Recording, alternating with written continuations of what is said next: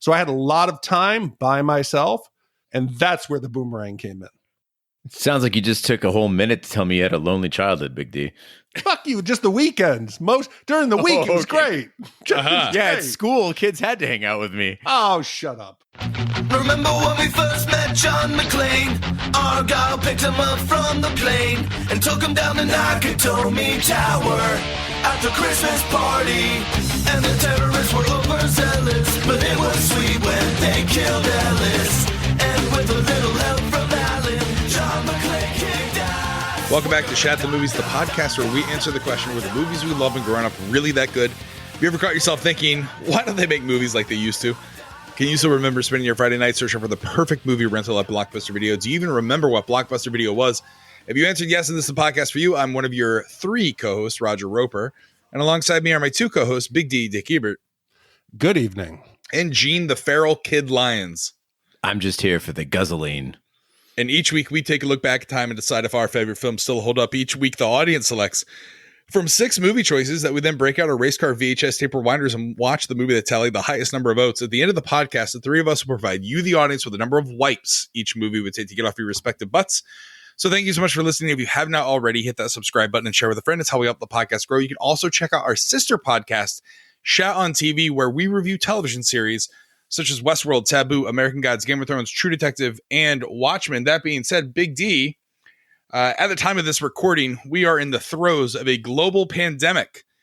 And as we continue to social distance, we figured this would still be a good time, right before Westworld hits tomorrow, to clean out some of our commissions. Oh, you're crazy. If you think this is the throes, this is nothing. This is the prelude. I went to Walmart today and it was beautiful. There was still food on the shelves. And as I'm walking through, I was thinking, what would Rick Grimes do in the middle of the apocalypse when he finds a fully stocked grocery store? I'm going to look back at this moment and quaintly remember how I could just pick anything I wanted. No, I think probably when you're listening to this podcast, you actually might be out in the streets fighting hand-to-hand combat. Who knows? This is on their downtime. They're just listening to our podcast. They got a couple bars of juice in their iPhone and they're firing up their favorite podcast. Yes, what will happen is the world will end. Someone will find like an old iPhone that has all of our podcasts downloaded, and we will be the basis for the next society that is rebuilt from the ashes of our own. Well, I know that you were not as much of a fan of the video game The Division as Gene and I were, but I always question myself. I'm like, why would people drop podcast recordings or diaries of their time during the crisis? We're that now. People are going to discover as they go and try to collect and piece together the oral history of what happened during the coronavirus pandemic that's, handcuffed the world and all the global economies. They're going to be going by and picking up our recordings, and we're going to be part of that history. Yep. Yeah. And that's why I really want to thank Jeremy R., who commissioned. At the time, he thought it was just going to be a movie from his childhood, but it's going to turn out to be a tutorial on how we might survive the next 6 months. The 1981 sequel to Mad Max, and it is The Road Warrior. Yeah, anytime someone sends in their hard-earned dollars, which I don't know if the commissions are going to dry up now. But listen, if you're getting some of that government cheese, send some of our this way. But anytime someone does that, Gene, we asked them to send in an email telling us why they gave us money. That's right, Raj. And guys, keep sending in those commissions. We're like the cheapest entertainment you could possibly get. I think my prediction is, especially with a lot of people staying home now, social distancing themselves, there's going to be a lot of people watching Westworld this season, so we're going to get a lot of traffic from that. And people are going to go back and re-listen to the movies. They're going to be like, please, God, just any more of it. They're going to be like Mad Max, with a bowl under a gas tank, just sopping up all the last bits of podcast. We're gonna get that Corona bump, huh? Yes. That's right. Yes. All right. So Jeremy writes in, howdy, boys. You often ask, where were you when you first saw this movie? Well, I would have been 10 or 12 years old watching it in our old house on Upper 4 Mile. I have had a special love for vehicles of all kinds from day one. I used to drive my grandfather nuts when he drove me. Every time I saw a truck, I said truck, but as a toddler, I mispronounced it fuck. This movie always made me go out and play in my uncle's 69 C10 or the ranch tractor, pretending I lived in the Mad Max world. I also think this movie influenced me to become a motorcyclist in my later years. It still holds up for me. The vehicular mayhem and stunt work is unparalleled, except maybe for Fury Road. The only quibble I have with this movie is the sped up frame rates. Thanks so much for hours of entertainment. You guys always make me laugh. And a special shout out goes to Gene Lyons, my fellow SJW. That's like the first special shout out I've gotten. I'm halfway to being Big D now. Regards, Jeremy R.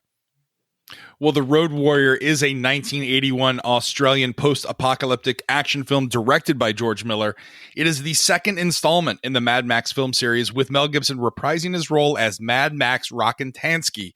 The film's take of a community of settlers who move to defend themselves against a roving band of marauders follows an archetypical Western frontier movie motive, as does Max's role as a hardened man who rediscovers his humanity when he decides to help the settlers.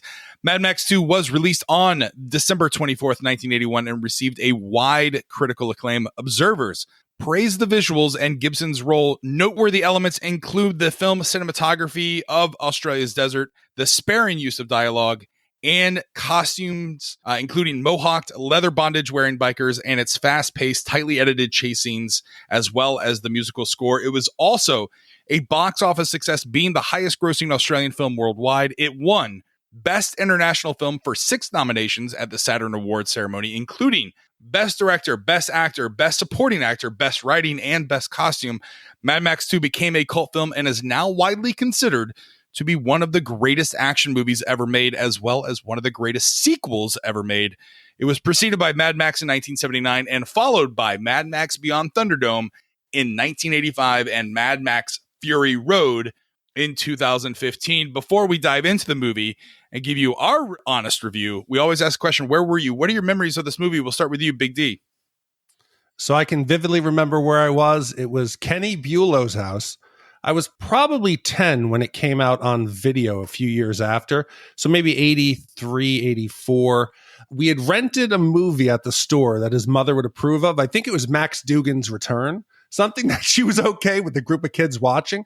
And we had to wait until they went to sleep. And then one of the kids had an older brother and he had rented this movie. And we were like, okay, everybody's asleep. And it was like 1 o'clock. He popped it in and it was just a world like none of us had ever seen.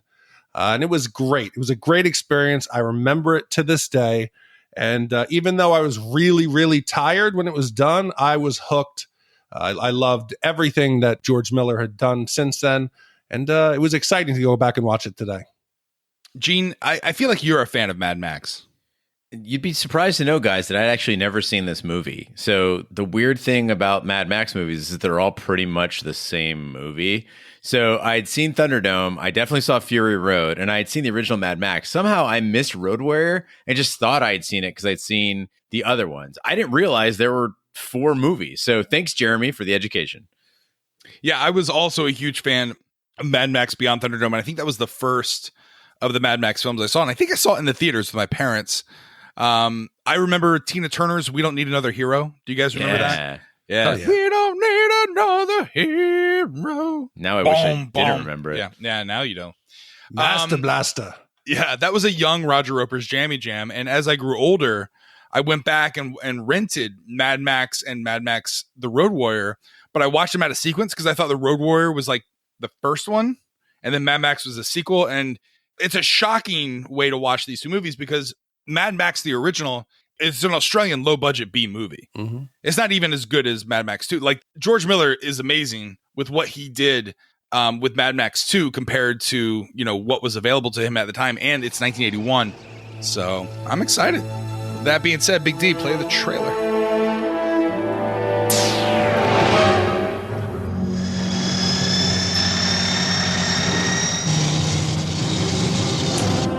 In the future, cities will become deserts.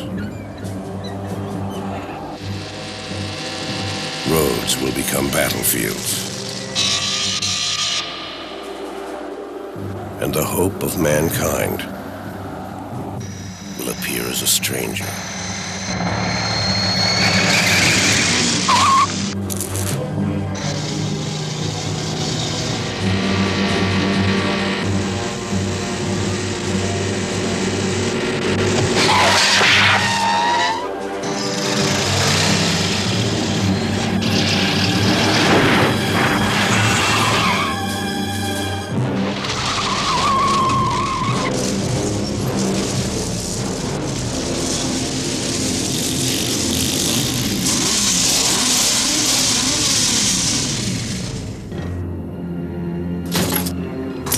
He works alone against all odds.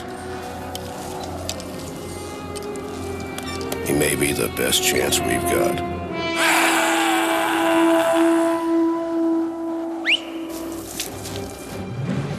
You want to get out of here? You talk to me.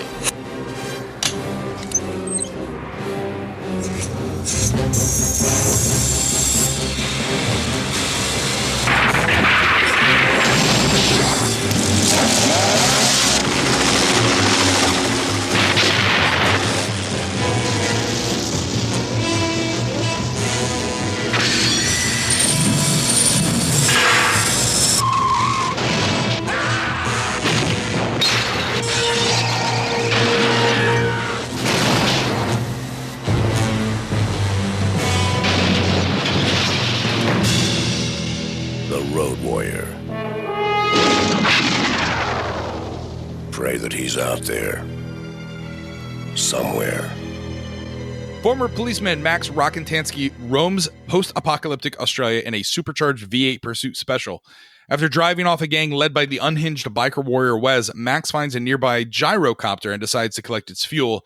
Max overpowers the pilot and learns of a small oil refinery nearby, and upon arriving, Max finds the compound under siege by the Marauders, a motley gang of racers and motorcyclists, of which Wes is a member. The Marauders' leader, Lord Humungus, and his gang swarm the complex daily, believing the compound contains some sort of petrol reserves. So when we think about Mad Max and the entire series, the first thing you think about is cars. Like, it's just the two things are synonymous, right? And yes, the cars in this and in Fury Road look fantastic. And yes, Max's car, that V8 Pursuit Special, is badass. Lord Humungus has got that chariot with like the two posts where he just sling people on it. Looks cool as hell. Wes has that sweet ass motorcycle. But I just want to say, in the world that they're giving us, that George Miller has set up, these are all awful choices of vehicle. Like, fuel is scarce. Why are you rolling in a supercharged V8 with massive displacement? And if you're going to be a marauder and attack, armored vehicles, do you really want to be on a motorcycle?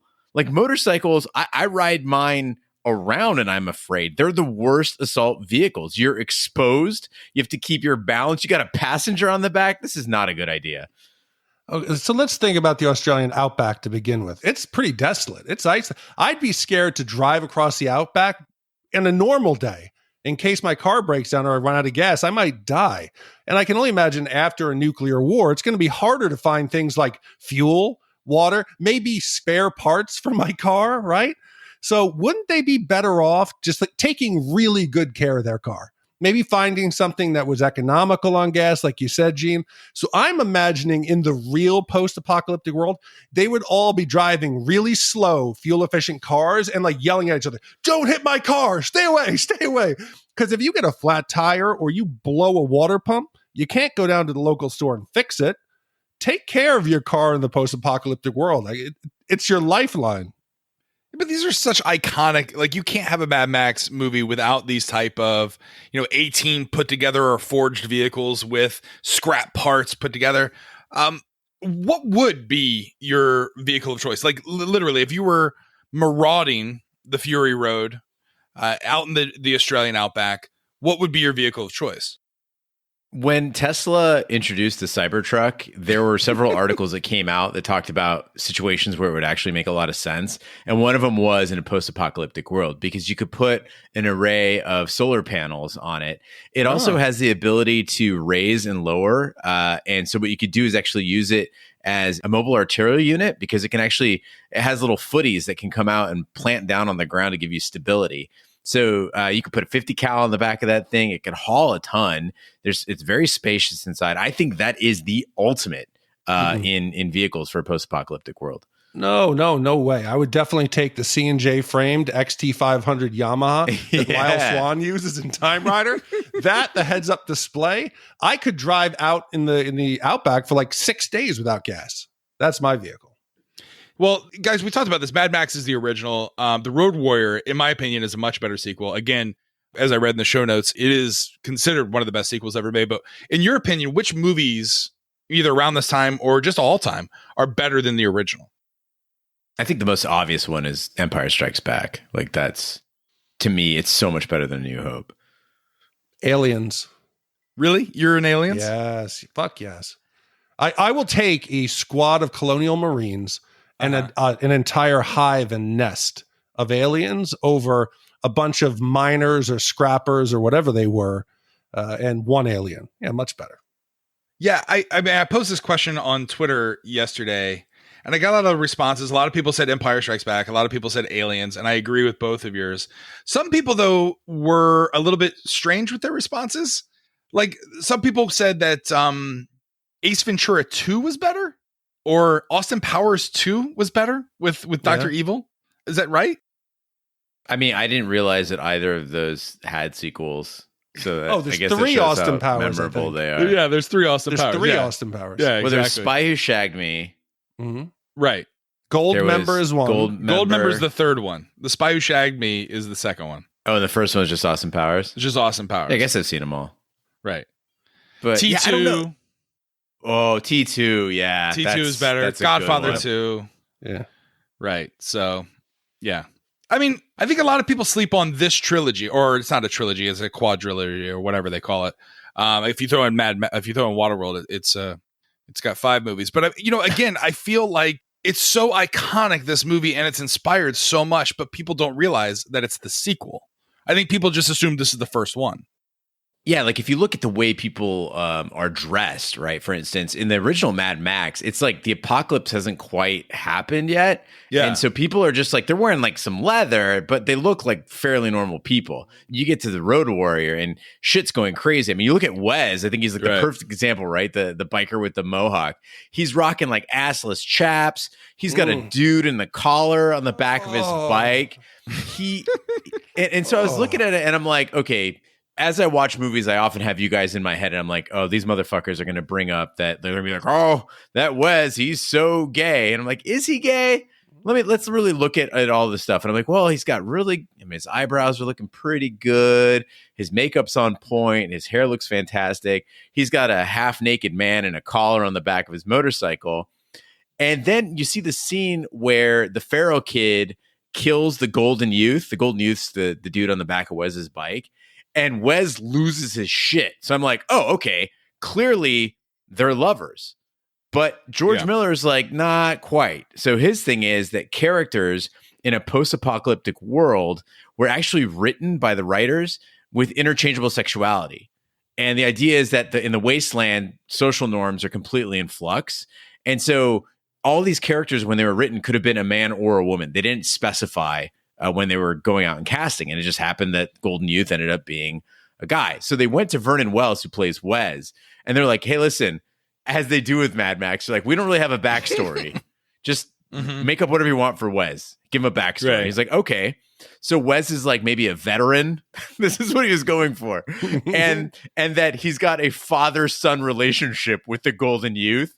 And according to Vernon Wells, he says that there was a cut scene where you see Wes rescuing the Golden Youth as a child and raising him as his own.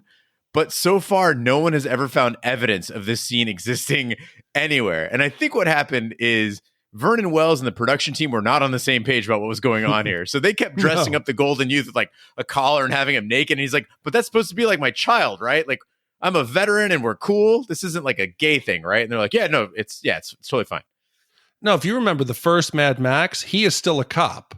There's still like businesses open, society is still working. When you get to Road Warrior, even though that's his exact car, the prop is the same from the first movie. They just modified it so it's better for off-road. They took out the passenger seat. They put the big gas tanks.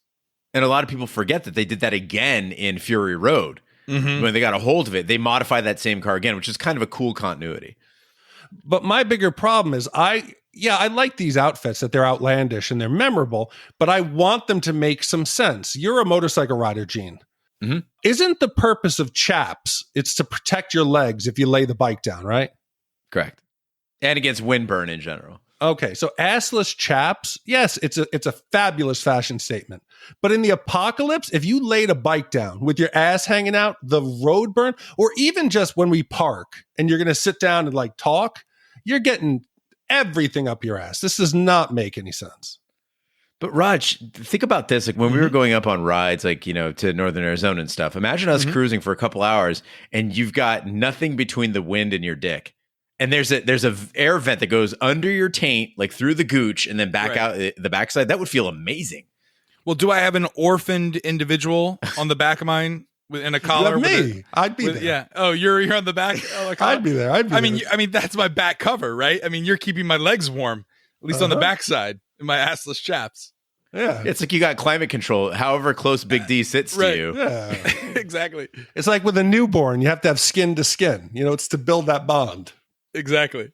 Well, the vehicle that I would want is the gyrocopter, obviously, because you can fly. I mean, obviously, there's no other air patrol in the post-apocalyptic world. So if you're up in the air above all this, also those things are like lawnmower engines. Yes. So they're burning gas super efficiently. That's the vehicle I want. But man, I imagine it's got to be hard to find car parts. There's not too many gyro parts out there. If you break some kind of the engine or the blades or anything, you're not going to find those anywhere that you could fix it. But the gyro captain is played by Bruce Spencer, and he's awesome. He's memorable. He's fun. In this post-apocalyptic world where everyone is over the top, he's training rattlesnakes to protect the chopper. He's laying in a hole, presumably for hours on end, hoping that somebody comes by and then he's going to ambush them. He carries around a 4-foot brass pirate telescope in his pocket. Don't know why, but yeah, it's great. You know, Max didn't find it when he frisked him. He appears to really be a man of his word, and I like that. Twice he tells Max, hey, you know, I gave you my word. I'm going to, you know, you got to let me go. We got to adhere to our contract. When he falls in love with that woman, he doesn't think I'm going to rape her. He thinks, hey, I'm going to build a relationship with her. We're going to fly away together, and we're going to have a good life. He seems to be a fun character, and he's somebody I want as a wingman. Literally. He reminds me of, what was the movie we did, Drop Dead Fred? He reminds me of that actor. Yeah, Rick Mayall. Reminds me of Rick Mayall. But it's clear in the far apocalypse. more subtle. A little bit, obviously. But it's clear in the apocalypse you need some sort of backup, right? You talk about how, like, when the screenwriters wrote the characters, it was almost like they had a symbiotic relationship in between two. So, like, you talk about Wes and was it the Golden Young Boy? The Golden Youth. The Golden Youth. Young Boy. The Golden Young Boy. They've got some sort of symbiotic relationship. Yeah, they do. You have Farrell and his boomerang. You have the gyrocopter captain and the snake, and you have Max and the dog. I think in the apocalyptic world, you have to pair up. You have to have someone always watching your back. So if you lived here, what would you have? Would you have a dog? Would you have a feral child? Or would you have a manslave? First of all, I think my favorite pairing in the movie that I almost forgot to mention is the mechanic and the mechanic's assistant, who just yells shit out loud for him. He's fantastic. But Raj, I think a dog, like, I mean, listen, this is a great looking dog, and I love dogs, you know that. But fucking my dog barks at the most inopportune times. You are not sneaking around anywhere with a fucking dog. Maybe if you had like a Catahoula leopard dog that doesn't bark, but man, I don't know. I think for me, I don't know, maybe like a trained falcon would be pretty fucking dope. Do I have to pick between a dog man or a slave? Yeah, I mean, your dog man could be your slave, but it's more of like an intrinsic slavery. Yeah, like you're giving him reason to be your slave. I think having a slave man at some point, he's going to want to just turn on me, so I wouldn't completely trust him. The dog seems to be very, very loyal. Doesn't require that much to eat, and he saves Max multiple times. I think a good dog. It worked in I Am Legend. You know, That's for true. Dr. Robert Neville. So I think a dog is great to have in many situations. That's interesting coming from someone who owns 2 cats. Oh, cats would suck in this. Fuck them. They'd run off and hide, but a dog's better for this situation. Would you rather have a dog or would you rather have a flamethrower? It depends. If I'm trying to piss people off, a flamethrower is fucking great. We're in a world where gasoline, it's the most precious resource. At a minimum, if they're just trying to, it works. You're going to kill some of them, but you're also pissing them the fuck off. You're like, hey, look at me. I got enough gas that I can just shoot it in the air and try to piss you off. Imagine a world where people are dying for water. There's just no water around, and the people around the compound are using fire hoses to shoot people trying to come in. You'd be like, you know what? I don't give a fuck if I die. I'm making sure they die. Fuck them for flaunting this. You're going to piss the marauders off. I don't blame them for wanting to come after this group of survivors. Yeah, in this movie, the weapons that are being used make absolutely no sense. So I get it's a post-apocalyptic world, and they do set up the paradigm of ammunition being incredibly scarce, right? So like Mad Max, he finds like one shotgun shell and he's like super fucking excited. But you got that flame cannon guarding the compound, which is, again, as you mentioned, Big D, is running on the world's most precious resource. Lord Humungus has this scoped revolver, which seems to be like in every 80s movie. I think we saw it in Escape from New York as well. And he doesn't use the scope, though. Like, the best he can do is hit like a truck, like just at some point. Right. Then you got guys that have bows and arrows, but you're in a world where you're going 60 miles per hour. It's very, very hard to shoot something with an arrow when you got a crosswind at 60 miles per hour. But I think the dumbest one by far is the gyro captain dropping snakes from the sky. Do you understand how A, difficult that is, and B, you've got one trained snake? How the fuck, like, he's your buddy. You just dropped him on a guy. That's it. No, that is not the worst. What about Humungus's short, like, spear? His trident, it's like a small tri-bladed, maybe about 3 feet, and he throws it and actually can hit people in the back on a truck as they're both going 70 miles an hour. That's a bullshit weapon. And of course, you've got the trademark boomerang that the Pharaoh kid throws, yes. Which again makes no sense because boomerangs are sorted into two different types. There's returning and non-returning, right? And returning boomerangs are like the kind that you get and you throw for fun. It's a wooden one. It might bonk an animal on the head, but it's not flying back after you throw it. The one the kid uses is a non-returning boomerang. It's metal. And there's a very good reason for that thing not to come back to you because it's fucking metal. But I think he's got something on his hand that's meant to shield himself. Like he's got like a sheath over his hand and fingers so he can catch it. But me being the stupid ass American kid, at some point, I don't know if it was this movie, I thought it'd be a great idea. Hey, boomerangs seem fun. I don't have many friends at this point to go out and throw a Frisbee. Maybe I can go in a field and throw a boomerang. Spoiler alert, they are not easy to use. I tried it once and spent the whole day walking to get my boomerang. I just like how you're describing your youth as like you didn't have a lot of friends. Maybe you're just practicing, social distancing at an early age. I mean, that's what you're doing, right? Unintentionally preparing for the apocalypse. I just feel like the two of you had such lonely childhoods, and I don't I didn't. No, it wasn't. Listen, he had his boomerang, and I had my train. We were perfectly fine. I've said this before. When I was growing up in Mamaroneck, I had all my friends around, but my parents were rebuilding this cabin that my grandparents had built in like the 1912s, this cabin. So every weekend at Friday, we would drive the station wagon up there. We would spend the weekend in the fucking woods. There was nobody but me, my sister, who was 5 years older, and my parents working on the house. So I had a lot of time by myself, and that's where the boomerang came in. Sounds like you just took a whole minute to tell me you had a lonely childhood, Big D. Fuck you, just the weekends. During the week, it was great. Yeah, at school, kids had to hang out with me. Oh, shut up. Well, Max makes his move when a group of settlers attempt to take a fuel tank out of the complex. With the others captured and subject to torture, rape, and death, Max rescues the remaining survivor and offers to get him back to the complex in return for a tank of petrol.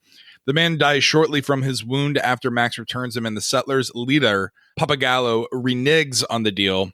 And the settlers are on the verge of killing Max when the marauders return, and Lord Humungus offers the settlers safe passage from the territory in exchange for the fuel supply. So we talked a little bit before about the look of this movie, and I really want to talk about the deeper meaning of these scavenger costumes because I'd seen them before. I think they're very iconic, but you don't really think about what scavenging is until maybe, like Raj and I, you play The Division 2. Everyone in this world is pretty much nuts. Like Mad Max, he's Mad Max for a reason. He's kind of nuts. The gyro captain, he's fucking nuts, right? Lord Humungus, arguably nuts. And these guys are all roaming around crazy. And when they find things or kill things, they can take whatever they want from them. And the neat thing about scavenging is that nobody's following. There's no fashion magazines. You're not seeing anybody on TV or seeing what people are wearing. So you just start collecting items that have intrinsic value to you, whether it's a leather jacket or a fucking music box or whatever. And you start to see that people are decorating themselves on the outside to like display what they're like on their insides, right? It's really like self-expression because you got nothing else to do. And so Norma Morrisseau, she's the costumer for this movie. She created that Mad Max look. It did not exist. People need to understand this did not exist prior to this movie. This look was not a thing. And she inspired generations to come with these looks, from the goth industrial scene that I'm very familiar with to like the Wasteland Festival. Even if you've seen like Tupac's California Love video, like that look was born in this movie. And that alone should take a wipe right off. So you're saying that this is people expressing themselves on the inside and the outside. Did they all go raid a fucking Dick's Sporting Goods store? You know, Humungus has famously got that Cooper hockey mask. And as I'm watching the Marauders, I'm like, it's like a sports store. I'm like, there's a hockey helmet. There's an umpire mask. There's a baseball helmet. And everyone's wearing these American shoulder pads for football. This is Australia. Where are they getting these things? Yeah, I don't remember them wearing that in Australian rules football. But again, to your point, Gene, the costume designer made a very conscious decision because this movie has very little dialogue and it's very heavy on visual storytelling. They dress both the characters, they dress all the characters in almost a way that would tell you, again, like spaghetti westerns would, who are the good guys and who are the bad guys. Just like in Westworld, good guys in white, right? The Pappagallo gang in the refinery, they're dressed almost in lighter hues of white, tan, whilst the Marauders are all in black and dark colors. So you know that they're evil. And Max is kind of a gray character. You don't know which side he's on. So in addition to agreeing with Big D in terms of like rating a Big Five store, which I guess I'm going to have to do first to make sure I dress appropriately for the pandemic apocalypse, what would be your choice of wear? Like, what would you wear in this apocalypse? Would you hit up that Dick's Sporting Goods, or would you hit up Gene's favorite leather emporium? I mean, if it's me, the first thing I'm going to try to do is get my hands, if I'm on a motorcycle, is one of those like Aero Stitch suits, right? Those things are fantastic. They're abrasion resistant. They've got good like padding and reinforcement if you wreck. And shit, you could even wear it inside of a car. It would probably help. I've got some pretty good motorcycle helmets. I think I'm all right there. But honestly, I mean, the best thing you could do is go over to the King Bee's house and steal all of his tactical stuff. Get yourself a nice tack vest, get yourself slinged up and ready for combat. Am I fucked up for thinking this, though? But as I go to the store today and I see there are people panic shopping, there is a little breakdown. If you dressed up as a Road Warrior character and went to the store and was like, don't, and you walk in and you're just throwing shit in a shopping cart, you might start a riot. This is what we need to be doing to promote the podcast during these times. Just roll up to the TP lines. And you grab the store microphone. You're like, you have all angered me. Give me what is in your cart, your pasta and bottled water. Again, you have made me unleash my dogs of war. Where's your pasta and macaroni and cheese? Show me to your shaman. But this really seems to, like, you always think of these post-apocalyptic movies like, what is the message here? In this one, is it really like a class divide, like a class struggle? Because you have the haves and the have-nots. You have the Lord Humungus, who seems like an evil guy. He's dressed in black and he's wearing the hockey mask, and he's got some warriors with some father-son sexual innuendos going on motorcycles. But then also he's like, listen, I will give you safe passage. Listen to me. Listen to the words that I'm saying. Versus, these guys who are like, no, we're going to hoard all the oil. You can't have any. We're not going to spread the love around. Like, who's really the evil guy here? You see, you bring up a good point. I don't think it is about class struggle as it might be about something environmental, or about the wasting of fuel, or because they don't even hint on what caused the nuclear war. They just say, it happened in the past, but it was that they used up all the resources. But one of the things you talk about is honor. People's word is used throughout this movie. There's multiple times that a character either refers to, hey, you gave me your word. That was my contract. We had a bargain. We have to live by it. When Humungus offers to spare them their lives and give them safe passage into the wasteland, these group of survivors, they take him seriously at his word. Do you think that everybody else lives up to their word of their contract? Is that something that's important in this new world? Would they let them walk away?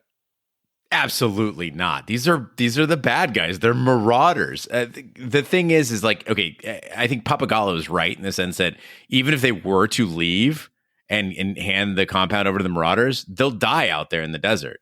But I think that the bigger message here, or I think the story is like, do you guys know the parable of like the grasshopper and the ant? Yeah. You guys familiar with that one? Yeah. It's the grasshopper and the ant. The ant works hard to build something so that he'll have food stores all winter. Well, he's sweating his ass off all summer. If ants can sweat, I'm not sure. And he's stocking up food, and the grasshopper's just chilling out there. Come on, ant. Like, I'm having a good time. It's summertime. There's so much food and everything's great. And the grasshopper ends up freezing to death, right? Pappagallo's gang inside this compound, they're extracting resources, they're refining oil, they're taking care of each other. They're trying to build something.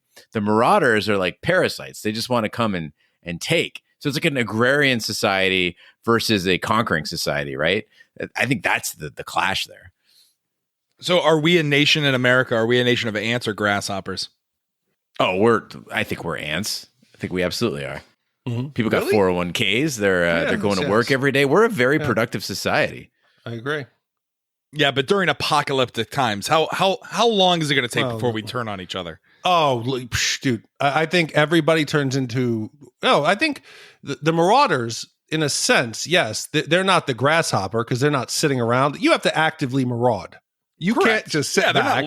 They're not lazy parasites. Right. So I think once society breaks down, we all become marauders really quick. I think Americans would be great at raiding. Yeah, I think the marauders are like, they're overactive with their marauding and they're really shitty at it. Like, that is your name. You should probably be good at it. If you're a pirate, you should probably be good at piracy. These marauders do the weirdest shit. Big D, correct me if I'm wrong. You've got the military background. If you're going to try to like lay siege to a compound, is it best to do it in the daytime where everyone can see you? Or would it be better to try to attack maybe at night where they don't know where you are? Every night, the marauders are like, well, it's 5 o'clock somewhere. Better get going. They head back to the marauder bar. They get up on the hill. They start flinging fire around and dancing around in the night. They're terrible at attacking. Every time they hit the compound and weaken its defenses, they leave to give the compound time to like build back up again. And there's a couple of times where the gyro captain is flying over the compound and you look on the backside, there's no wall. No, just go around, stop driving around in circles and maybe try to attack them. And I think that the marauders would be more lethal if they had better leadership or tried to spend their time like learning to fight and less time playing Burning Man on the hilltop. But we're trying to obtain gasoline. That's the goal. The goal of the marauders. So their strategy is to take every single vehicle they have and to drive around in circles, kick up some dirt, do all kinds of stunts. They are wasting more gas than they ever could possibly, get from this installation. Why not, like you said, Gene, wait until it's dark and then you assault on foot. Bring the walls down. Take the survivors out one by one.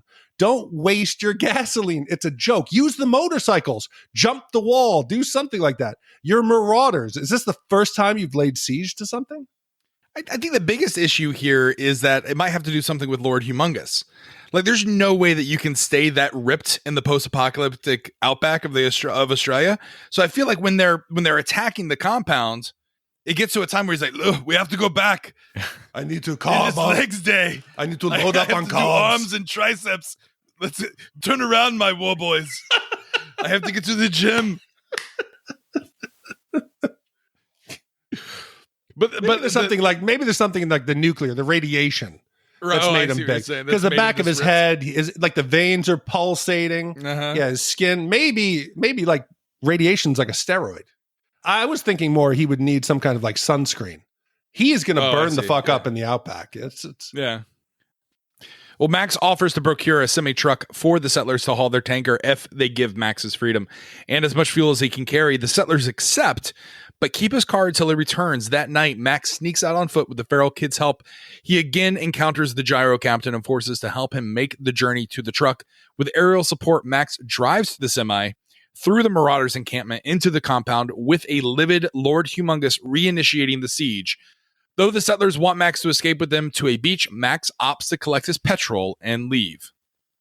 So as I'm watching this, it's been a couple of years since I've seen it. I'm like, why the fuck is Max going to stay? And I was so happy that he did not betray his character. He just actually wanted his gas and he wanted to get out. He's going to keep his word. in most movies of that have a hero with some kind of redemption arc, they're going to find something in the group that'll make them, whether it's the feral kid who's going to remind Max of his lost family in some flashback. And all of a sudden he's going to have this change of heart and decide I'm going to stay and become their champion, like in many of the Westerns we've seen. So when he gets up and he goes, sorry guys, I'm getting the fuck out of here, I am like, yes, this is so much better. He's that asshole. He's being true to himself. It was such a nice surprise. Yeah, it's like Raj said in the introduction to the podcast, this is a Western, and Max follows the formula of a Western hero. He just wants to be on his way. He's not a bad guy. I think he's got a good heart, you see, with his interaction with the feral kid. He eventually gets involved in something bigger than himself. You know, he volunteers to drive the rig, and he helps others. But ultimately, like you said, Big D, he just wants his price paid. And the other thing I like about the character is, like you said, Raj, he's not black or white. He's kind of in the middle. He's not above dishonesty or using forced labor. You know, he takes advantage of the gyro captain at certain points. You know, he's like, hey, I found you. Carry my shit for me now. Yes. I appreciate that all 4 Mad Max movies remember who he is. It's not like Rambo, where Rambo's character from one to the later ones changes completely. He's still the same guy, even with a different actor playing him. The heart of who Mad Max is never forgotten, and that's a really good step toward continuity. I guess the only issue that I have here is that Australia is a big, giant country. Like, we forget how vast Australia is.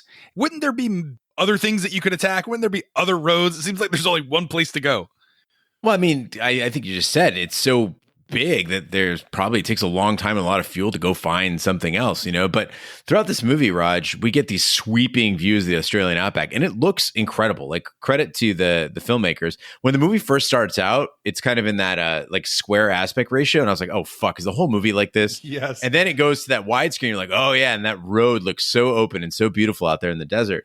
And there's a scene where Mad Max and the gyro captain are up on top of the mountain. They're looking down on the compound. You see there's just nothing for miles going on around there. So I'm like, okay, like this is pretty spaced out. So with all that empty space, it's a miracle that these characters keep running into each other and into each other's vehicles. There's a scene where Max sneaks out at night and he's got those fuel cans. He's got the whole fucking desert in front of him. And he's just trying to get back to the thing. What happens? He goes right past the marauder camp. He's like within 5 feet of the fucking marauders. Right. Anytime someone crashes a car, they're not crashing into like a mountainside or a berm. There's another car there to crash into. The sense of scale is just all messed up. You see, but I think in the Australian outback, and I could be completely wrong if you're a listener in Australia, tell us. I imagine there's one main road that cuts through some of these vast areas. So you only need to focus and attack this one road. It doesn't make sense that Max runs into the camp when they have like burning barrels and there's people having sex in tents. He somehow doesn't see this. That's true. But as a kid watching this, I was like, wow, why is the steering wheel on the other side of the car? What are they doing? Now, as an adult, you realize that the Australians, that they drive on the left side of the road and a majority of the vehicles have the steering wheel on the right side. I've never driven on that side of the road, and I don't even know that I could do it. I'm left-handed. And I'm imagining driving with the stick in the left hand. It would be like trying to jerk off with my right hand. I don't think it would be smooth. I don't know how I could do it. Have either of you ever driven on the opposite side of the road? Well, first of all, Big D, you're awesome with your right hand. Oh, thank you. I appreciate it. The issue here, I think, is I think it might be better, Big D, because you're left-hand dominant. So you would actually have more control over the stick. Like, when's the last time you drove a manual transmission? Oh, probably like last week, my wife's car. Oh, okay. Oh, that's right. She has. But did you grow up like even with non-dominant? Yes. Really? My first car was a 1982 Volkswagen Rabbit. Yeah. Little 4-speed. I think everyone should learn to drive stick because you never know. Somebody you could be with might have a seizure or something in their car and you just can't drive it. You should learn to drive. Yeah, I was, every time I've been in Europe, I've never driven a vehicle. I've always been on trains or on foot or on buses. Yeah. And I remember my first time in London, looking around, looking at the roads, looking at the people driving the cars, just going, yeah, you know what? I'm okay. Like, I don't want to drive here at all. What's odd, though, is motorcycles. It's like universal. Mm-hmm. Like, you're fine there. Like, totally. 100%. You just have to be able to use both hands and feet. Except if you have a sidecar. That's right. Then your sidecar is going to go on the other side. Well, while attempting to break through the siege, Max is seriously wounded and his car wrecked after being run off the road by Wes in Lord Humungus's nitrous oxide-equipped car. One of the marauders kills Max's dog with a crossbow before Toadie's attempt to siphon the fuel from the pursuit specials tanks triggers the car's self-destruct, which kills both marauders during the explosion. Max is left for dead, but the gyro captain rescues him and flies him back to the compound. So I'm going to take a page out of Raj's playbook and do one of those, who would be who in this movie? Because I'm watching this movie and I see Toadie and he's rolling around with Humungus. He just jumps off his car occasionally and announces his greatness. He stands up on top of the car and he does like the weird like drum major hand signals to everybody like, hey, everybody, check it out. We're going to cut our engines now. And he's got that quasi like Napoleonic garb, kind of like a wasteland George Washington or something. And I'm like, holy shit, Roger Roper, is Toadie. Toadie is Roger Roper. Big D clearly is the Humungus of the podcast. I'm like, holy shit, what does that make me? Am I the golden youth? What am I? No, you're Wes. You're Wes. Oh, yeah, you're definitely Wes. You're definitely Wes. You're going through different passengers in the back of your motorcycle. That's definitely you're just exchanging them. Every We've all experienced pain. we all know loss, my war boy. I just need Big D to like hug me until I pass out. Choke you out. Take him away. There was no choking out there. He fell asleep because he was feeling so comforted. I figured I would be more like Pappagallo. No. No. I can fucking. You are Toadie. When you lose your fingers, the whole group is like, Oh, so I'm just a joke to you? That's who I am right now? I'm just a joke? No, I could see Roger. I could see Roger being the gyro captain too, though, with that outfit. Oh, just flying around, dropping snakes on people. Oh, well, Albie and Pip on the side of his helicopter. Yes. They're my symbiotic relationship. They're my partners throughout the apocalypse. But like, what side of the apocalypse would you be on during this time? Would you be the marauders? Would you be the evil parasites attacking? Would you be a Mad Max or a gyrocopter captain being out there on your own? Or would you try to live and build something? Would you try to be the ants in these type of scenarios? Like, what side would you align with? I consider myself a very self-aware individual. I'm not going to play games. Gene, you're right. I would try to be Humungus. I would try to build an army, lead with fear. I think that's in my personality. Yeah, that's where I'm going. So, Gene, would you be altruistic in this situation? Would you be a good guy, or would you be someone more like Lord Humungus over here? I think I'd be a good guy, but not with Pappagallo's crew. Like, those people all are very annoying, except for the mechanic's assistant. The lady warrior, she's no good. The concerned lady, she's no good. The one guy that kind of looks like he kind of looks like Packer from the Phoenix Hash House areas. That guy. You talking about Herpes Robin Hood? Yeah, Herpes Robin Hood.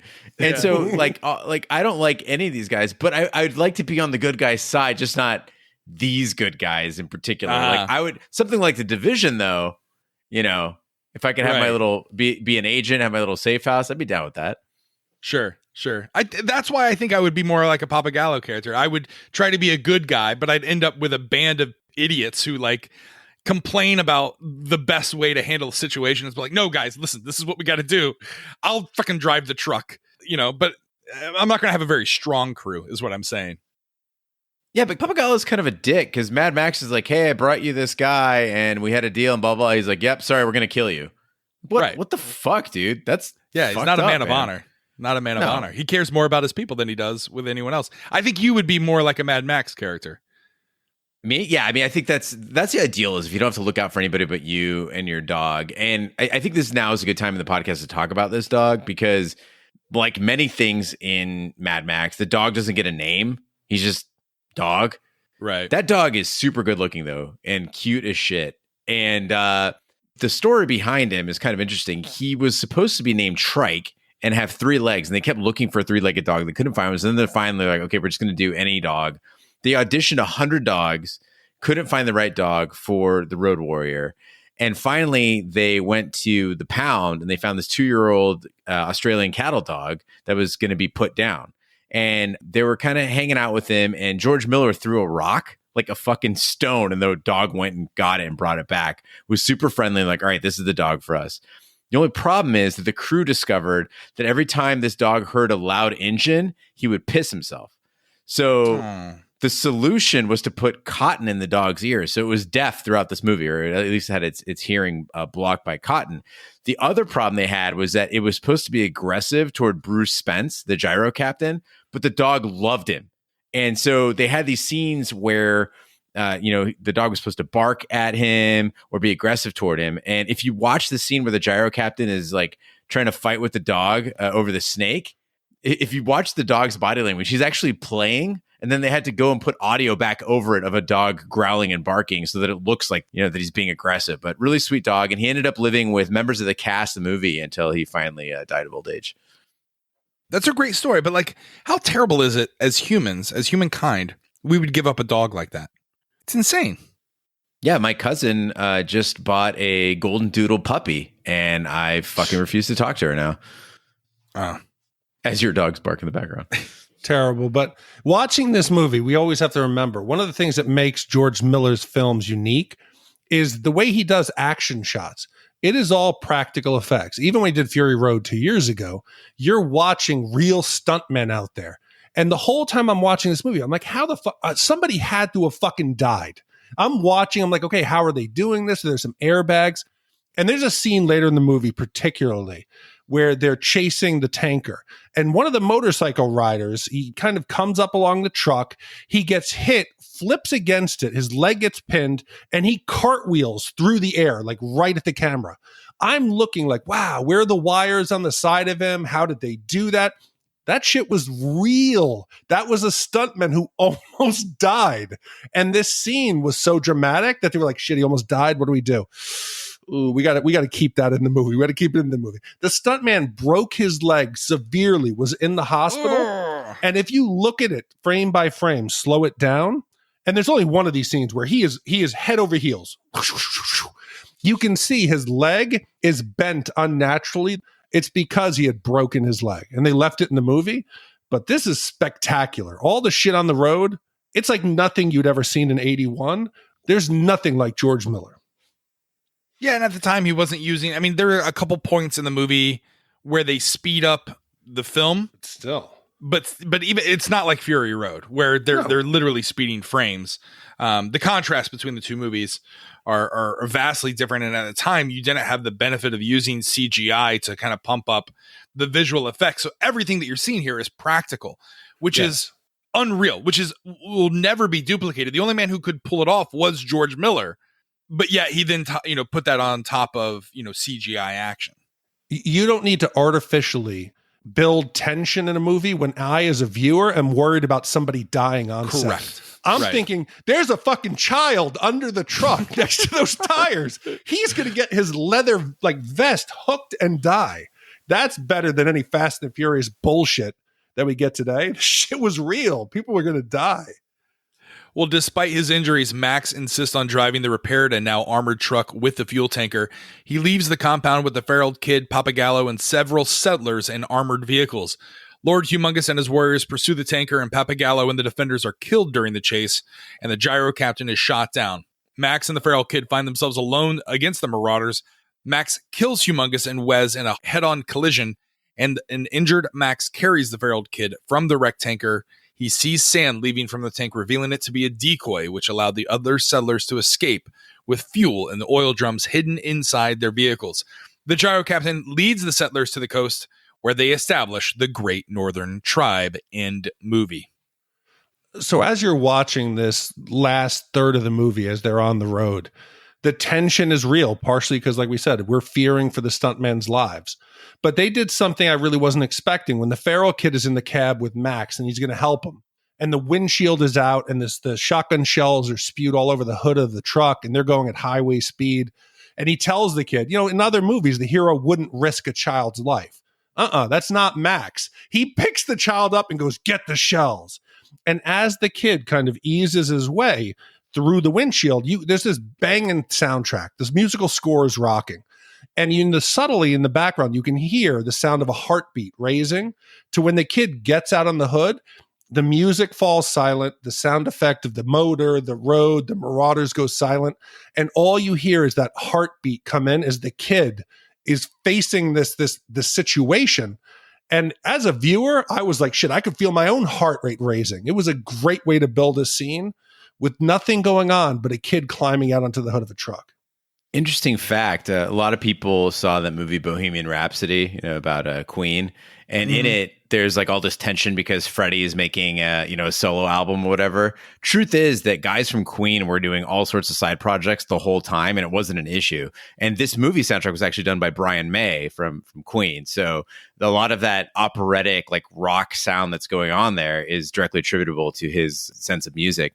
And I agree, Big D. The music for large parts of this movie was very, typical 80s movie score, but in these road scenes, it was fantastic. Well, I just don't get how the feral kid didn't do more in that final stretch, in that final battle on the road. All he does is battle, all he does is bite. He doesn't have a knife or some sort of gun. He's just he's just there. And yeah, he's got to go retrieve the bullets, but that's really all he does. He doesn't add anything. I thought for a feral child who, at one point was a cane for Mad Max, I thought there would be something more. He would have something more to do other than just crawl out onto the hood. I mean, Raj, he's out of his element. He's used to digging around in tunnels and like throwing boomerangs at things. Now he's in a speeding semi-truck. He doesn't know what to do. But speaking of the feral kid, after Fury Road came out, people started knocking this theory around that Max in Fury Road, which is Mad Max 4, is the feral kid from the Road Warrior. And the evidence that they give is that, the Ford Falcon, it's the same car, basically, that the kid barely talks at all. And then you see that Max in Mad Max 4, he kind of just grunts and doesn't speak a whole lot. And then also with the tattoos that Max has in Fury Road, it's like a log of dates, and the amount of tattoos that he has, he's not old enough to be the original Mad Max. It's too far away from the apocalypse. So it'd have to be like a younger Max. Plus he's got that little music box. Now the director, George Miller, they went to him with this and they're like, we get it. Like, this is the feral kid, right? And he's like, no, that's a great idea, but it's not what I was going for at all. And Roger, you're fucking crazy. This kid, he saves Max on multiple occasions. He's not hiding in the cab just reloading a weapon. He's under the back tires, pulling dudes off of their bikes into the tires. Yes, he's biting people. What else do you want him to do? He's a kid, but he's like, he's like ravenous. This kid is a great sidekick. He might even be better than a dog because he does all the good things of a dog, but you still could talk to him and tell him to do things. But Max would be dead without this kid. I would not have let this kid go. And he can grow up to be a glorious lover. Well, I just don't understand how he ends up, spoiler alert, he's the narrator that you hear over. And then the voiceover ends with him saying, I became the great chief of the Northern tribe. But, like you said, Gene, there is this fan theory that he is the Max character, and he's just assumed the title of this Road Warrior. My theory is not that, but how if he became this great chief of the Northern tribe, what if that is a Morton Joe's tribe that we see in Fury Road? And his disconnect, the fact that he never really truly had a mother, led him, or a family led him to implement the type of hierarchy that he had in Fury Road, where he had a covenant of women that he reproduced and bred with, and that he was all consumed with mother's milk and having milkmaids, and that he had his chest of war boys to protect his tribe. And maybe the North is where all the water was, and now he's captured that. So I think the kid is less Mad Max and more Immortan Joe. Yeah, but Immortan Joe has those great speeches. The kid would be like, yeah. Yeah. Where did the kid? I mean, Immortan Joe doesn't really give that much of speeches, but I don't know. Like, I would have liked to have seen other things happen. Like in the final battle, there's the paralyzed dude, the mechanic who's fighting. I would have loved there to be kind of like when he sees the woman warrior die. I thought maybe they were going to have a little story where he really was in love with her, but she didn't love him back because he was paralyzed. And then he realizes that he's on fire, so he pours more gasoline on him and then sacrifices himself kamikaze style, like the war boys do in Fury Road as they go on to Valhalla. I would have liked to have seen that, but they didn't. It's so funny you mentioned that, Raj, because I was about to say, I love that this movie doesn't really have like a love story or like anybody doing anything that's like super any super displays of self-sacrifice. Like everyone just kind of behaves like you would expect people to behave in a completely fucked up, crazy post-apocalyptic world. No, I think there'd be more raping. There in a post. There was definitely world, there would be more raping. 100%. There was a rape. That's one rape. Do you honestly think, Gene, they would have killed that girl? You think? No, they would have. I'm sorry. This is terrible, but the women in the survivors compound, they're beautiful. They're beautiful in a normal day at the Australian beach. You put them in the post-apocalyptic world, that girl was not being killed. She was being brought back as a slave. That's. I'm keeping it real. Yeah, I think the marauders would rather fuck each other. No, they fuck everything. I respect that. I mean, we see what looks like a consensual sex act in the tent of the compound, but we don't know really what is behind this group of marauders. And that's never more evident than the ending. Max crashes the tanker. We see now definitively that he was surprised there was sand in the tank. I don't get why there was sand in the tank. You're only slowing the tanker down. I understand you wanted, maybe it was to make Max feel like there was something in it, but he crashes and the marauders who are survived don't even go in for the kill. So am I led to believe that the marauders actually wanted to be free themselves and they were being held down by Humungus and Wes? And when they were out of the picture, there was no reason for them to stay behind and kill Max? Big D, bring up a good point with the sand thing, because honestly, it would have been in Mad Max's best interest too to be like, hey, Max, just so you know, the tanker that you're driving is empty. There's nothing in it. You're the diversion. He'd be like, great. Now I don't have to be so careful with the fucking tanker. Yeah. I'm not going to blow up or anything like that. It's not critical. I can try to escape. I don't have to defend it that hard. So you don't think that Max was in on the plan? No way. No. No, you can see at the end, he looks at the sand pouring out and he's looking like, you motherfuckers, you got me.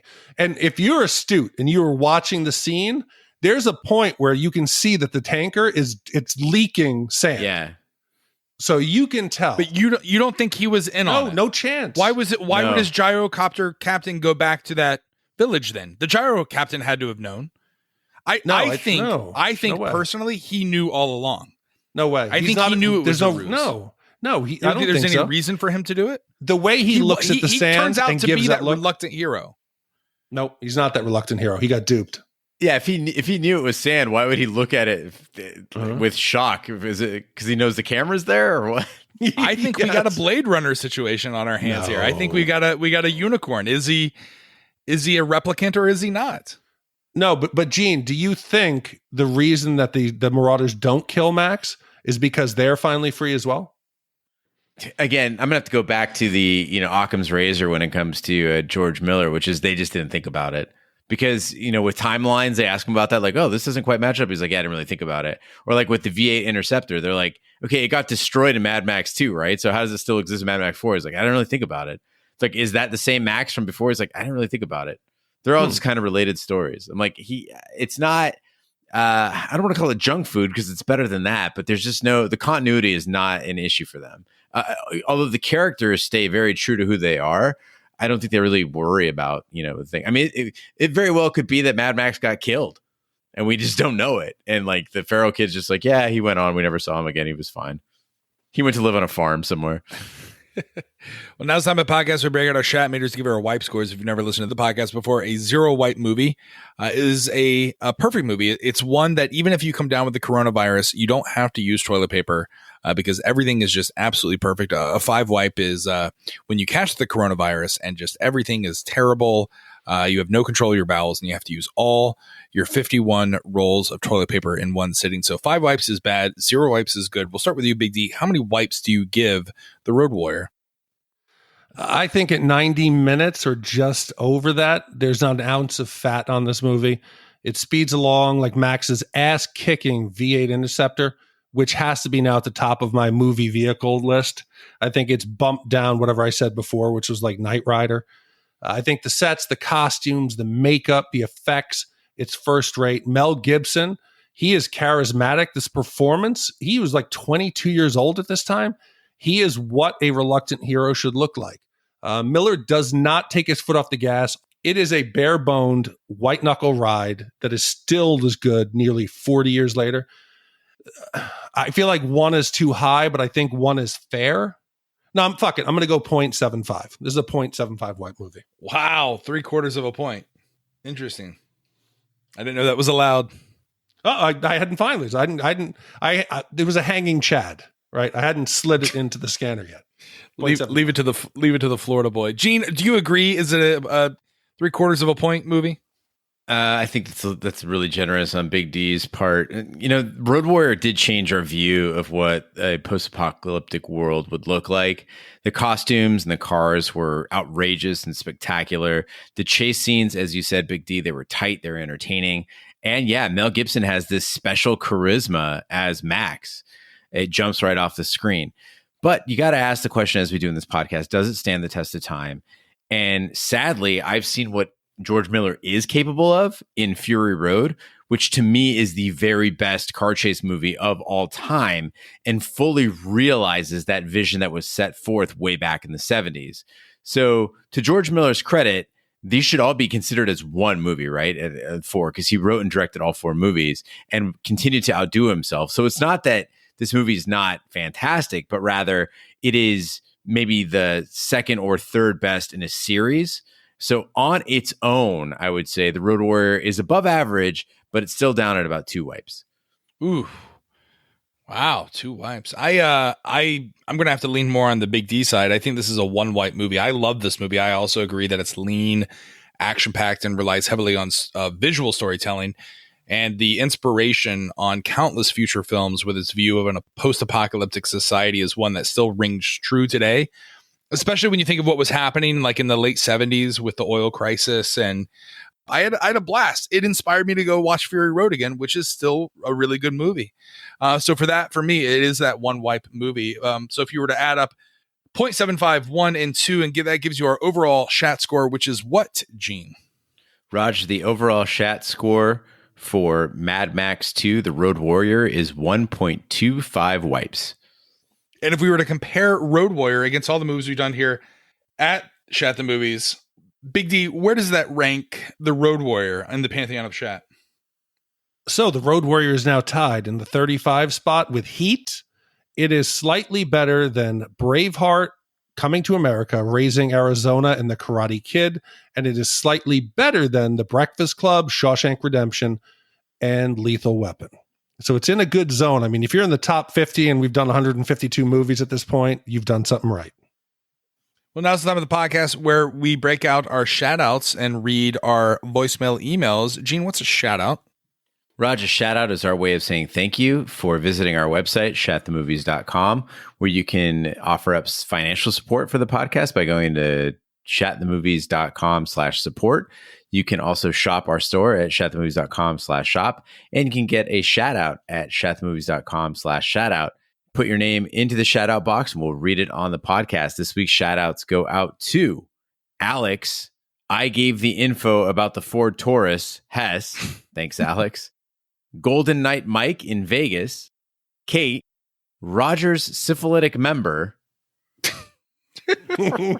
Why don't you gentlemen have a Pepsi? And that email address is cherrycokerules@yahoo.com. And finally, we got an email from coronavirus@cdc.com that just says, wash your hands. That's all the shout outs for this week. Thanks everybody for writing in. Again, if you want to get a shout out, go to shatthemovies.com/shout out. And we'd love to read your name on the podcast. Back to you, Raj. Again, I just want to reiterate that this comes from the past when everything was like a joke and a meme about Corona. 2 weeks from now, we literally could be wearing shoulder pads and face paint. Don't. Here's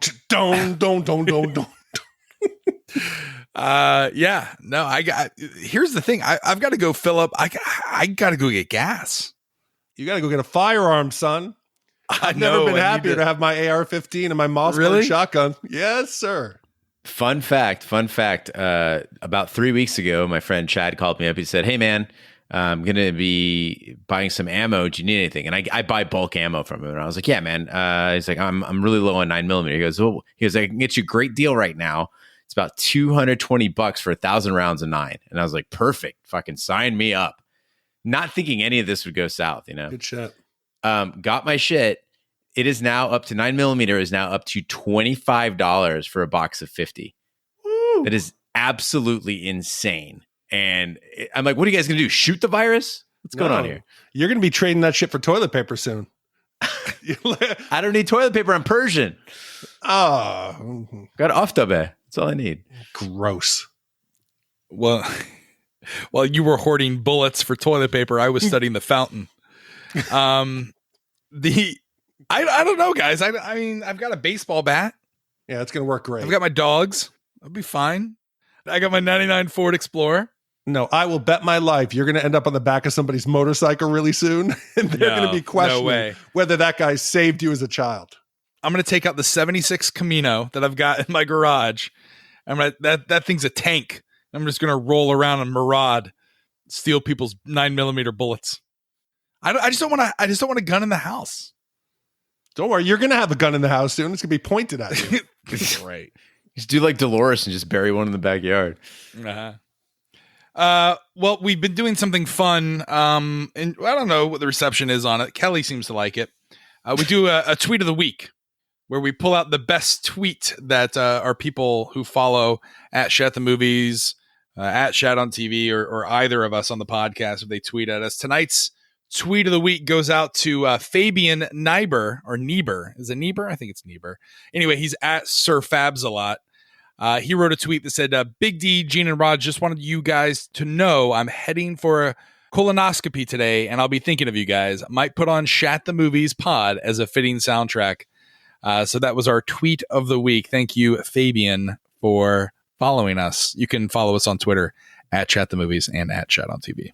Happy Wars, ashless chaps. Yeah, colon health is very important, and we're glad that our listeners are taking care of their bodies. If you have any photos, or let us know if they found any polyps or anything, we'd be interested to get a follow-up. I feel like we need to really take advantage of this. We really need some viral marketing.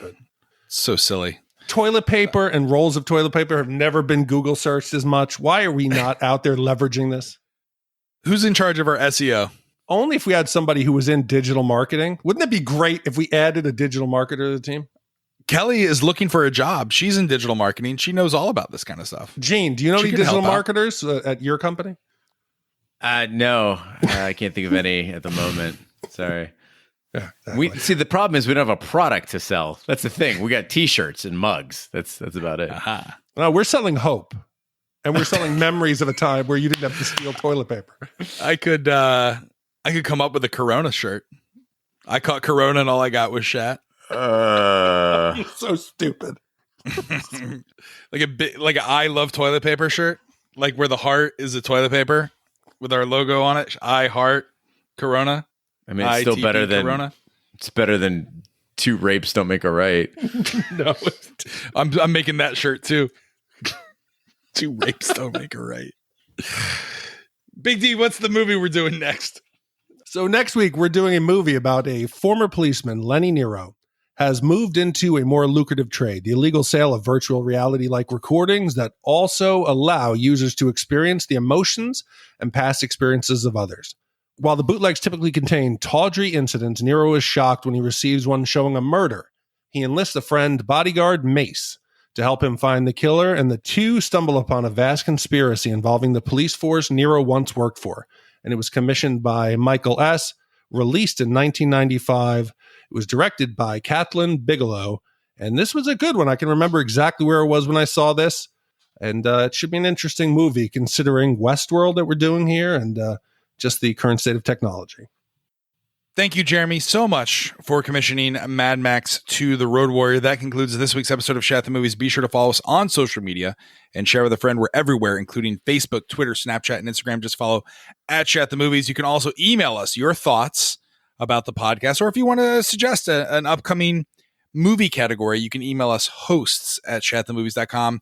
You can also support the podcast by shopping our Amazon affiliate link, completing a free anonymous survey so we can get advertisers, or you can buy our merch and commission your own movie. You can find all the information to support the podcast at shatthemovies.com. If you waited around this long, I meant to do a plug earlier, but the King Bee, because of Corona, he had really invested heavily in his craft jewelry business, and he was planning on attending a show that was going to be held, I think this week or next week, Gene, if I'm not mistaken. This week, yeah. It was this week. And so he's sitting on a ton of inventory. And if you have dollars, if you're going to panic shop, go to kingbeesworkshop.com. You'll be taken to his Etsy shop where you can buy some really cool stuff. Like he's gotten really good and he put a lot of time into it. So if I could put a plug on it, and we'll do this on Westworld as well, but King Bee Workshop, he's really talented. The stuff isn't very expensive, and you'll get something that's different than, you know, what you'll find it in any of your stores. So if you could help him out, I think that's right, Gene, right? Yeah, I also bankrolled some of this stuff. So if you could buy it, that'd be really great because I need to get paid. Yeah. So kingbeeworkshop.com. I feel like Watto and King Bee's my little Anakin. Right. Well, go over the King Bee Workshop. Check it out. You can also check out our sister podcast, Shat on TV, where we review television series such as Westworld, Taboo, American Gods, Game of Thrones, True Detective, and Watchmen. Find all the information on our website, shatontv.com. Subscribe to Westworld 3 days a week, or 3 times a week. We're going to be releasing podcasts with not just us, but with the King Bee and our new host, Ashley Schlafly. So find all the information on our website, shatontv.com. On behalf of my co-host, Big D, Dick Ebert, and Gene the Feral Boy Lyons, I'm Roger Roper. Be sure to join us next week. Or maybe not, depending on how this Corona goes. This might be it. This might be the final podcast. We could already be dead. That's true. This could Very be. true. Yeah, listen, if you found this podcast, listen, one of us is going to catch it, guys, right? Statistically. Oh, it's me, 100%. Big D. It's Big D. 100%. You're right in that danger zone. You're tall. There is no. My daughter goes. She's still in school. You kidding me? She is a walking petri dish. I'm laying the odds at 90% that I get it. Are you just bathing in hand sanitizer these days? Oh, fuck no, man. What? I'm gonna get it. I just hope I'm young enough. I'm in good enough health. Hopefully, I make it out. But if not, just bring Ashley on. She'll fill the seat.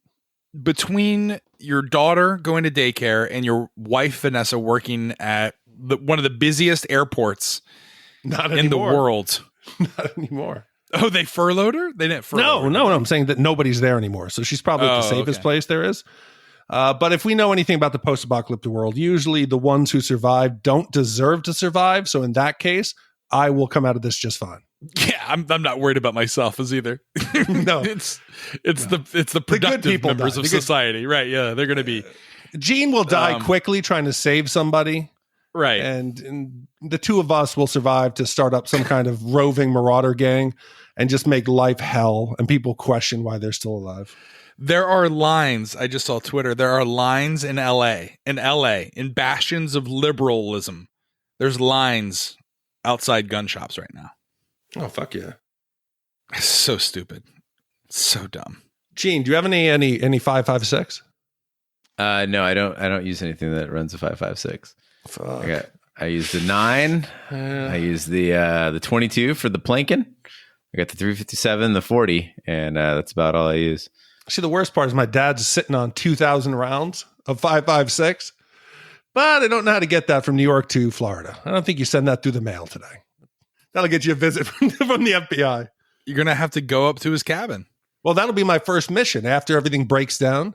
It will be to load Vanessa up into the car, and we're going to try to make it up north. You think I can make it to Alabama to the farm? Oh, fuck no. No chance. You don't think I can make it to Alabama? Maybe on the back of somebody's bike. But you're not going to make it. I'm planning to ride the motorcycle. I'm going to ride all the way to Alabama. No, you're not going to be driving the motorcycle that you're on. You're going to be on the back of it. All right. Hang on to the end of the podcast to find out what movie we might be doing next week or not. Who knows? Thank you so much for listening. Take care. Good night and good luck.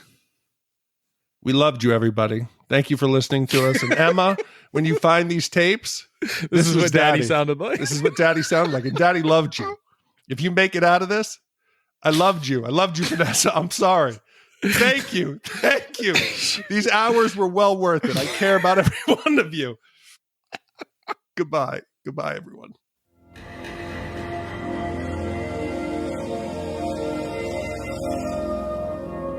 Have you ever jacked in?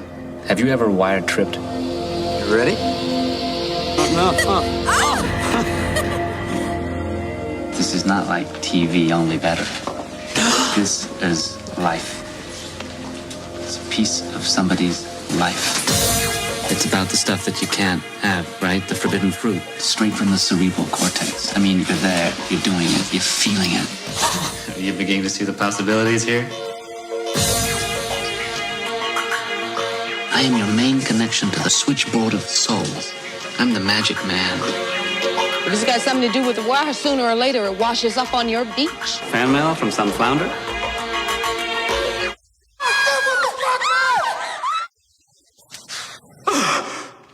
It's the dark end of the street. How do you like it now? He records it all. Everything. And gives it to you. Why me? There's more to this whole thing than you think. Give us the tape right now! You don't know how high up the food chain this thing goes. Do you know what this tape could do if it got out? I see the world opening up and swallowing us all. This is conspiracy paranoia. The issue isn't whether you're paranoid, Lenny. The issue is whether you're paranoid enough. No more games. Whatever's going on, you have to get out of here now. Get him out. This tape is a lightning bolt from God. It can change things that need changing before we all go off the end of the road. It'll be an all-out war, and you know it. No! Well, maybe it's time for a war.